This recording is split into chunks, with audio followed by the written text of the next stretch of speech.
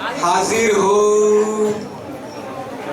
कितना इजी हो गया है आजकल क्यूआर कोड से पेमेंट करना, इससे कैश भी कैरी नहीं करनी पड़ती।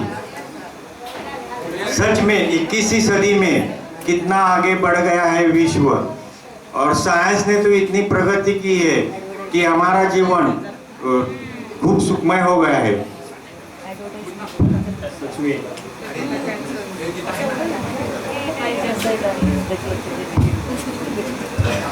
सच में आईटी सेक्शन में हमारे देश में इतनी डेवलपमेंट कर दी है कि अब तो हमारा देश भी प्रगत राष्ट्र की लिस्ट में शामिल हो गया है। अब तो स्कूल के बच्चे भी कोडिंग सीख रहे हैं। जी हाँ भाई साहब, साइंस ने तो बहुत तरक्की कर ली है, मगर ये रिसर्च अभी 21वीं सदी का नहीं है। इसका संशोधन तो 1000 साल पुराने हमारे जैन ग्रंथ है, उनमें लिखा हुआ मिलता है। ये कैसे पॉसिबल है? हमारे बचपन में तो ये टेक्नोलॉजी नहीं थी, और तुम किस आधार से कह रहे हो ये सब पुराना जैन ग्रंथ में लिखा है? नहीं भाई, मेरे पास इसके लिए ग्रंथों का आधार है, और फिर भी तुम्हें यकीन नहीं हो रहा तो चलो धर्म की अदालत में, वही तुम्हारी शंका का समाधान होगा।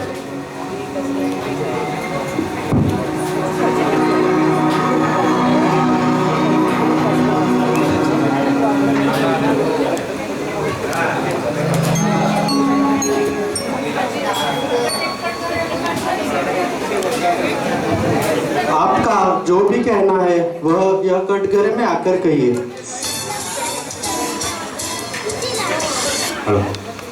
वकील साहब, ये कह रहे हैं कि साइंस ने आज जो रिसर्च की है उसका मूल आधार तो पहले से ही जैन ग्रंथों में मेंशन किया हुआ है। आप किस आधार पर यह कहते हैं कि साइंस का रिसर्च नया नहीं है? आपके पास कुछ खुद सबूत है? जी हाँ वकील साहब, मेरे पास 1000 साल पुराना श्री भुवले नामक जैन ग्रंथ है, उसमें एक भी अक्षर नहीं है। जी सच सुना आपने, उसमें एक भी अक्षर नहीं है। इसमें कोडिंग की तरह सिर्फ अंक ही है, और उन अंकों की सहायता से हम उसे पढ़ सकते हैं। मेरे पास इसका एक वीडियो भी है, जिसे देखकर आपका और आपका शंका का समाधान मिल जाएगा। अगर जज साहब की इजाज़त है तो हम इस वीडियो को देख सकेंगे। एक ग्रंथ इस पुस्तक में छिपे हुए हैं। इस ग्रंथ में अक्षर नहीं है, इन आंकड़ों में अलग अलग पैटर्न छिपे हुए हैं। तो सीरी भूवलय इस ग्रंथ को देखना होगा। यह विश्व का 8वां आश्चर्य है, ऐसा तत्कालीन राष्ट्रपति डॉक्टर राजेंद्र प्रसाद जी ने कहा। सीरी भूवलय इस ग्रंथ की रचना कर्नाटक में 9वीं शताब्दी में सन 820 से लेकर 840 के बीच में हुई है। इस्लामी आक्रांता आने को अभी बहुत समय है। कर्नाटक में राष्ट्रकूटों का राज्य है, सारी संस्कृति बिल्कुल रही है। ऐसे वातावरण में जैन मुनि कुमुदेंदु ऋषि जी ने इस ग्रंथ की रचना की। इस ग्रंथ की खासियत क्या है? तो जो साधारण ग्रंथ होते हैं वे ग्रंथ हम वर्णमाला के अनुसार पढ़ते हैं, अल्फाबेट्स में पढ़ते हैं, अक्षरों में पढ़ते हैं। इस ग्रंथ में अक्षर नहीं है, इस ग्रंथ में आंकड़े हैं। और वो आंकड़े भी कैसे? तो वो आंकड़े 27 बाय 27 ऐसे चौकोन में, स्क्वायर्स में, वो सारे 1 से लेकर 64 तक आंकड़े उसमें दिए हुए हैं। अब इसको अगर समझना होगा तो जैसे पूरे क्विज है, उसको हम उसकी ठीक से रचना करते हैं, उसी प्रकार वो छोटा होता है। ये 27 बाय 27 के स्क्वायर में दिए हुए आंकड़े हैं। अब इसकी विशेषता क्या है? इसकी विशेषता ये है कि इन आंकड़ों में अलग अलग बंध छिपे हुए हैं। बंध छिपे हुए यानी पैटर्न छिपे हुए हैं, और वो पैटर्न के अनुसार अगर हम जाएं तो उसमें से एक ग्रंथ निकलता है। उदाहरण यहाँ पर अगर 4 लिखा है और मैं हिंदी में पढ़ रहा हूँ इस ग्रंथ को, तो चार यहाँ क ख ग घ, तो चार मतलब घ है, तो मैं उसमें घ लिखूंगा।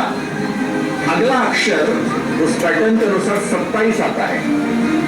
अब 27 से हिंदी वर्णमाला में र है, तो घ र, तो घर से कुछ अर्थ बनता है।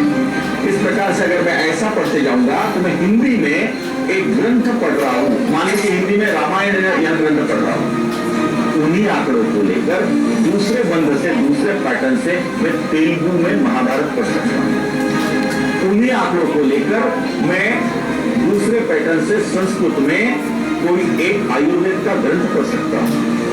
उन्हीं पैटर्न को लेकर, उन्हीं आंकड़ों को लेकर अलग पैटर्न से मैं कन्नड़ के किसी दूसरे ग्रंथ का आनंद ले सकता हूं। ऐसे अनेक ग्रंथ इस पुस्तक में छिपे हुए हैं। कुमुदेंदु जी का कहना है 17 लिपि स्क्रिप्ट और 718 भाषाओं में, इसमें डायलेक्ट्स भी शामिल है, अनेक ग्रंथ इसको पढ़े जा सकते हैं। ये इस प्रकार की पूरी पुस्तक और अद्भुत है। हम कल्पना कर सकते हैं कि 9वीं शताब्दी में सन 820 से 840 के बीच में एक जैन मुनि इस प्रकार की कोडिंग से अलग अलग भाषाओं में अलग अलग ग्रंथ की रचना करते हैं। यह अपने आप में अद्भुत है। मानवीय बुद्धि की जो पराकाष्ठा है उसको यह साबित करता है। यह ग्रंथ मिला कैसे, तो उसका बहुत बड़ा एक इतिहास है। धर्मेंद्र शास्त्री जी के पास एक ग्रंथ था, मगर ऐसा उसका बहुत बड़ा इतिहास है। लेकिन उससे भी महत्वपूर्ण है कि ये ग्रंथ, ऐसा कहा जाता है कि 64,000 पुष्पों का था, जिसमें से मात्र 1200 से ऊपर पुष्प आज के समय उपलब्ध है। और आज 21वीं शताब्दी में भी इस ग्रंथ को पढ़ने के लिए अत्याधुनिक तकनीक का प्रयोग करके, तकनीकी के माध्यम से उसको पढ़ने का प्रयास करके, अलग अलग एल्गोरिदम बनाकर भी। आपके पक्ष से और कोई जानकारी देना चाहता है तो आकर दीजिए। वकील साहब, मैं यह कह रहा हूँ कि भले ही साइंस ने इसे हमारे सामने रिसर्च की तरह प्रस्तुत किया है, लेकिन इसका बेस तो जैन ग्रंथों में से लिया है। आज भी जर्मनी, इंडोनेशिया, इन देशों में हमारे पुराने ग्रंथ मिलते हैं। और इतना ही नहीं, इन्हीं ग्रंथों पर रिसर्च करके फॉर्मूला डिराइव किया जाता है और वही हमारे सामने एप्लीकेशन के रूप में आता है। मैं साइंस का विरोध नहीं कर रहा, लेकिन इन सब का मूल आधार तो जैन धर्म ही है। लगता तो है पुराने जमाने में कोडिंग ऐसा जैन ग्रंथों के आधार पर ही होता रहेगा। हाँ, आपने जो प्रूफ दिए है वो काफ़ी दमदार है। सभी सबूतों को ध्यान में रखते हुए अदालत इस नतीजे पर पहुंचती है कि साइंस तो तरक्की कर रहा है, लेकिन उसका मूल आधार, उसका मेन बेस जैन धर्म ही है। अतः हमें साइंस से कुछ सीखना चाहिए। जैसे साइंटिस्ट अनेक प्रयोग करते हैं, अनेक प्रयोग करते करते वो अपने उच्च शिखर तक पहुंच जाते हैं, ठीक उसी तरह हमें भी शरीर आदि से भिन्न, परद्रव्य से भिन्न, मैं एक न्यायक चेतन हूँ, ऐसा वारंवार प्रयोग करना होगा। ऐसा ध्यान आपको वारंवार करना होगा, तभी हम अपने जीवन के उच्च शिखर तक पहुंच जाएंगे। The case is closed.